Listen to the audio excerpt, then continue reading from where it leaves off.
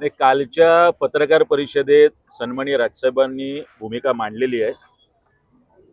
दिल्लीश्वरांच्या पुढे नतमस्तक होऊन महाराष्ट्र सरकार मराठीचा बळी घेऊन मराठी आणि महाराष्ट्रावर जे हिंदीकरण लादू इच्छिते त्याला महाराष्ट्र नवनिर्माण सेनेचा विरोध आहे. शाळांमध्ये पूर्वीपासून जर 5वी 6वीच्या नंतर हिंदी ही जुजबी भाषा म्हणून शिकवली जायची.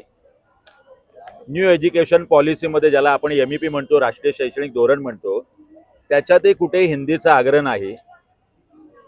त्रिभाषा सूत्र सांगताना सुद्धा ते कंपल्सरी नाही आहे, तरी सुद्धा राज्य सरकार ही जबरदस्ती का करू इच्छिते.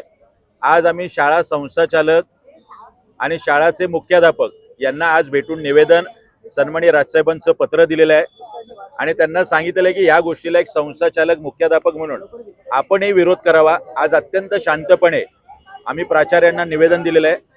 यापुढे हे आंदोलन जर राज्य सरकारने नाही ऐकलं, संस्थाचालकांनी नाही ऐकलं, तर याच्यापेक्षा तीव्र होताना महाराष्ट्राला नक्की दिसेल.